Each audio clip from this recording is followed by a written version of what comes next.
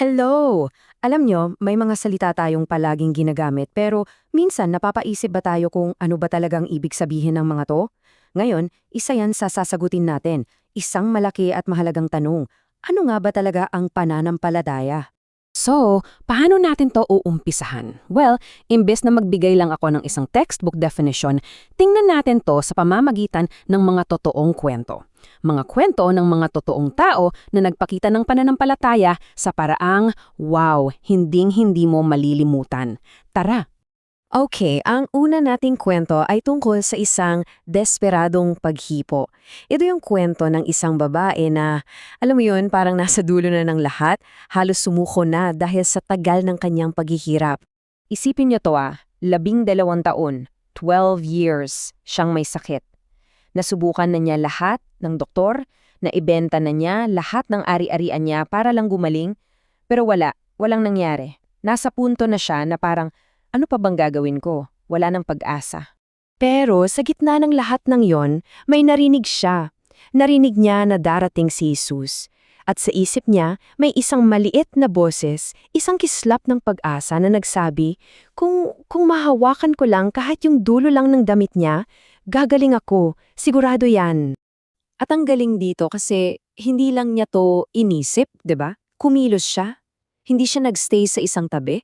Nung narinig niyang malapit na si Jesus, sinuong niya yung napakaraming tao, nakipagsiksikan siya, at ginawa niya yung pinaniniwala niya. Inabot niya yung damit ni Jesus.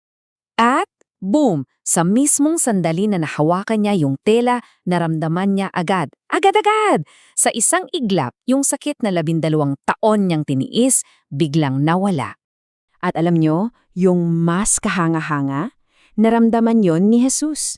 Sa gitna ng lahat ng taong nakapaligid sa kanya, alam niyang may kakaibang nangyari. At sinabi niya sa babae, yung pananampalataya mo, yung pagtitiwala mo na naging gawa, yun ang nagpagaling sa'yo. So yun yung pananampalataya sa gitna ng desperasyon. Ngayon, punta naman tayo sa pangalawang kwento. Ito naman, pananampalataya na naniniwala kahit hindi nakikita, kahit nasa malayo.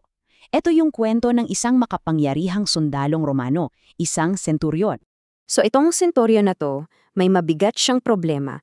Yung alipin niya na sobrang mahalaga sa kanya, nasa bahay nila, nag-aagaw buhay na. At syempre, desperado siyang gumaling ito. At dito natin makikita kung gaano siya ka-espesyal. Alam nyo, para sa mga tao, isa siyang big deal, makapangyarihan, karapat-dapat siyang tulungan. Pero sa sarili niya, alam niya na hindi siya karapat-dapat at kailangan niya ng tulong mula sa isang mas makapangyarihan pa sa kanya. At ito yung sinabi niya kay Jesus na nakakamangha.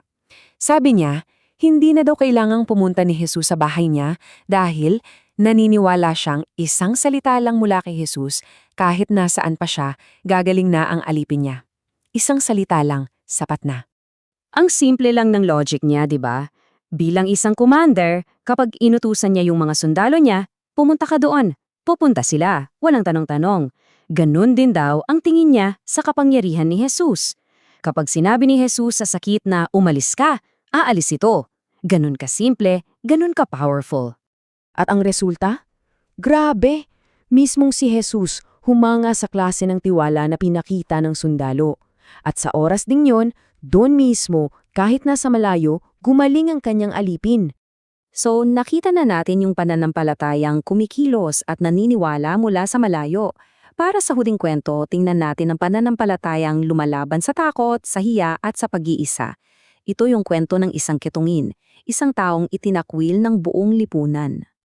Alam nyo, ang buhay ng isang kitungin noon, sobrang bigat. Itinuturing silang marumi, bawal silang pumasok sa syudad, kailangan silang ihiwalay sa pamilya nila. Imagine yung lungkot, parang patay ka na para sa mundo kahit buhay ka pa. Pero itong ketungin na to, may narinig din siya. Narinig niya na may pag-asa kay Jesus. Kaya gumawa siya ng isang bagay na sobrang delikado at ipinagbabawal. Lumapit siya. Nilabag niya lahat ng patakaran para lang makarating kay Jesus. Kasi para sa kanya, mas malakas yung pag-asa niya kesa sa takot niya.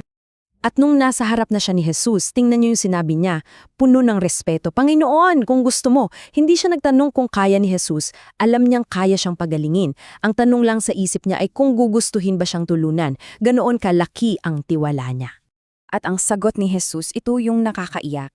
Sa isang mundo kung saan lahat ay umiiwas sa kanya, ginawa ni Jesus yung kabaliktaran. Inabot niya ang kanyang kamay at hinipo ang ketongin. At sa paghipong yun, hindi lang siya gumaling, naging malinis siya. Binuo siya ulit. So ayan yung tatlong kwento. Isang babaeng may sakit, isang sundalo, at isang ketongin. Iba-iba sila ng pinagdadaanan, di ba? Pero ano yung isang bagay na pare-pareho nilang meron? Ano yung nag-uugnay sa kanilang tatlo? Tingnan natin dito. Lahat sila may problemang parang imposible. Yung baba, 12 taon nang may sakit.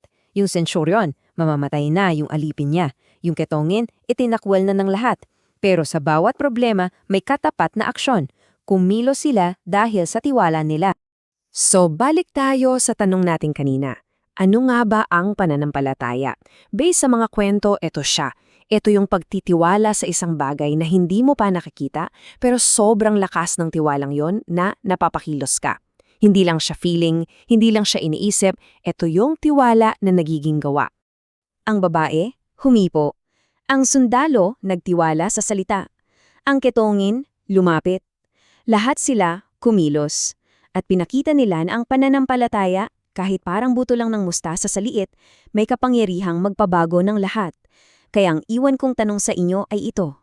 Sa buhay mo ngayon, ano kaya ang kayang baguhin ng kahit konting pananampalataya lang?